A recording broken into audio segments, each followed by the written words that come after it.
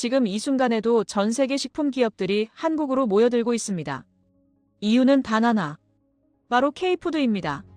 한국 음식은 이제 맛있는 유행이 아니에요. 수억 달러가 오가는 하나의 산업이 된 거죠.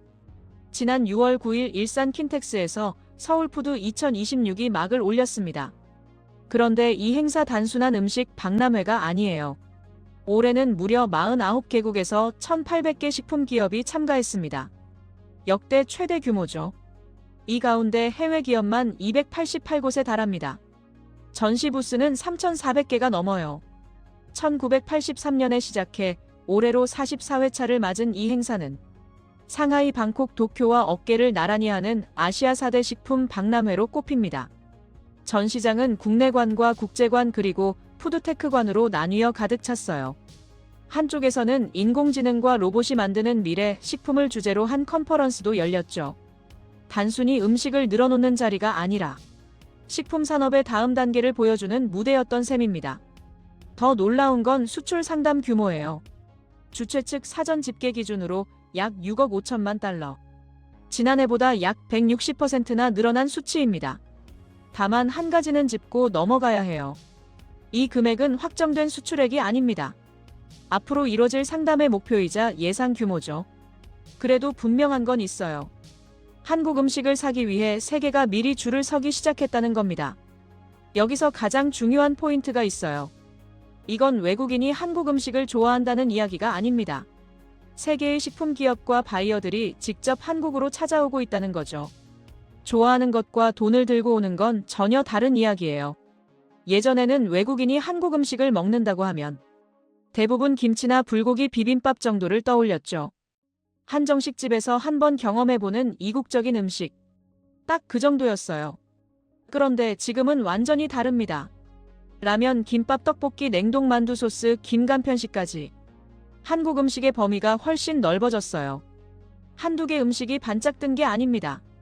K푸드라는 카테고리 자체가 새로 만들어지고 있는 거죠. 불과 10여 년 전만 해도 외국 마트에서 한국 식품을 찾기란 쉽지 않았어요. 교민들이 모이는 작은 가게에 가야 겨우 라면 몇 종류를 살 수 있었죠. 그런데 지금은 대형마트의 정식 매대에 한국 제품이 줄지어 놓여 있습니다. 그것도 구석이 아니라 가장 눈에 띄는 자리에 말이죠. 외국인이 신기해서 한번 먹어보던 시대는 이미 지나갔어요. 이제는 마트에서 사고 집 냉동실에 쌓아두고 다 먹으면 다시 주문하는 단계로 넘어가고 있습니다. 일부 마니아층의 취향이 아니라 일상 속 장바구니로 들어가기 시작한 거죠. 그런데 여기서 끝이 아닙니다. 그렇다면 세계 기업들은 왜 한국으로 오는 걸까요? 단순히 맛있어서는 아니에요. 이유는 크게 네 가지입니다. 첫째, 한류가 진입 장벽을 낮췄습니다. 드라마와 예능 그리고 아이돌 콘텐츠를 통해 외국인들은 한국 음식을 먼저 문화로 접했어요. 음식 이름은 몰라도 그 장면은 기억하죠. 밤늦게 라면을 끓이는 장면, 편의점에서 음식을 조합하는 장면. 이런 것들이 자연스럽게 호기심을 만들었습니다.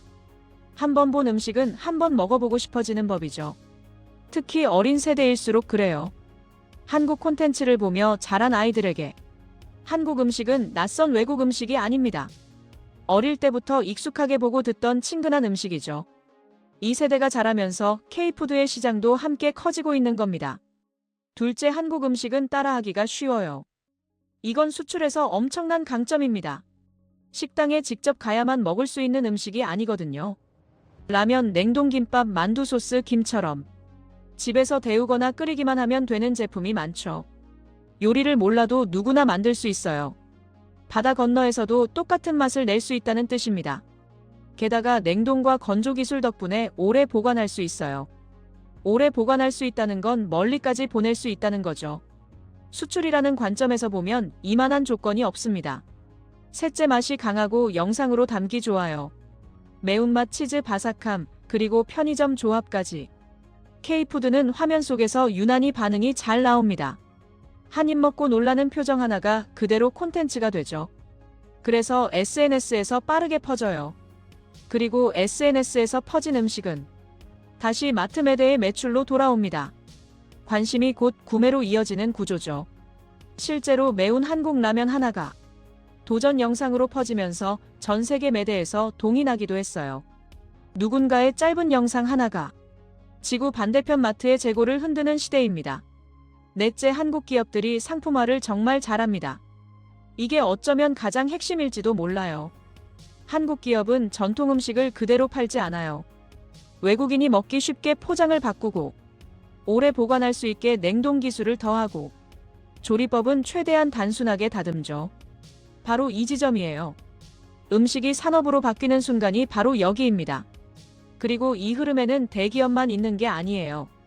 이름을 들으면 누구나 아는 큰 기업부터 작은 지방의 식품 공장까지 함께 세계 시장의 문을 두드리고 있습니다. 거대한 회사 하나가 끌고 가는 산업이 아니라 수많은 기업이 같이 만들어가는 산업이라는 점. 이게 바로 K푸드의 진짜 저력이죠. 그래서 서울푸드 2026이 중요한 겁니다. 이곳은 그저 음식을 구경하는 자리가 아니에요. 한국 음식이 해외 유통망으로 들어가기 위한 비즈니스 현장이죠.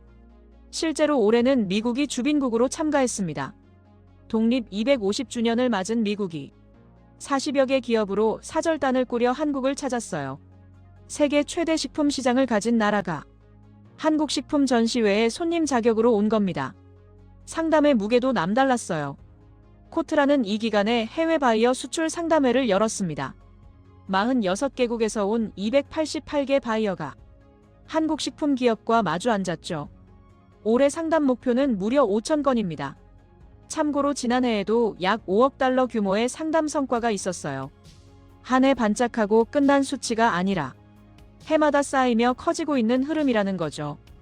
바이어가 한 번 거래를 트면 그 다음 해에는 더 큰 물량으로 돌아오는 경우가 많습니다. 이렇게 한 번의 상담이 다음 거래로 이어지면서 한국 식품의 해외 판로는 조금씩 넓어지고 있어요. 숫자만 봐도 이게 일시적인 유행이 아니라는 걸 알 수 있습니다. 정리해보면 흐름은 이래요. 한류 콘텐츠가 먼저 관심을 만들었습니다. 그 관심이 한 번의 구매로 이어졌고 그 구매가 반복되면서 꾸준한 수요가 됐죠. 그리고 그 수요를 따라 세계의 바이어들이 한국으로 모여든 겁니다. 문화가 관심을 만들고 관심이 구매를 만들고 구매가 결국 수출을 만든 셈이에요. 물론 솔직하게 말해야 할 부분도 있어요. K푸드가 앞으로도 계속 성장하려면 과제는 분명합니다. 나라마다 다른 현지 입맛에 맞춘 제품 개발, 무너지지 않을 가격 경쟁력, 안정적인 해외 유통망 확보, 그리고 무엇보다 위생과 품질 관리. 어느 하나도 쉬운 게 없죠. 지금의 인기에 취해 있을 시간은 없습니다. 인기는 빠르게 오르는 만큼 빠르게 식기도 하니까요. 잠깐의 유행으로 끝낼지, 오래가는 산업으로 키울지는 지금부터의 노력에 달려 있어요. 하지만 흔들리지 않는 사실이 하나 있습니다. 한국 음식은 이제 외국인이 한번 먹어보는 음식이 아니에요. 전 세계 식품 기업과 바이어들이 주목하는 하나의 산업이 된 겁니다. K-팝이 세계의 귀를 열었고 K-드라마가 세계의 눈을 열었다면 이제 K푸드는 세계인의 입맛을 바꾸고 있어요. 귀와 눈을 사로잡은 한류가 이제는 가장 일상적인 영역인 식탁까지 닿은 거죠. 하루 3번 돌아오는 그 식탁 위에 한국이라는 이름이 조금씩 자리를 잡아가고 있습니다. 문화를 수출하던 나라가 이제는 세계인의 식탁 위 선택까지 바꾸는 나라가 되고 있는 겁니다. 그리고 그 변화는 지금 이 순간에도 계속되고 있어요. 영상 시청해주셔서 감사합니다. 지금까지 워드코리아였습니다. 구독과 좋아요는 큰 힘이 됩니다.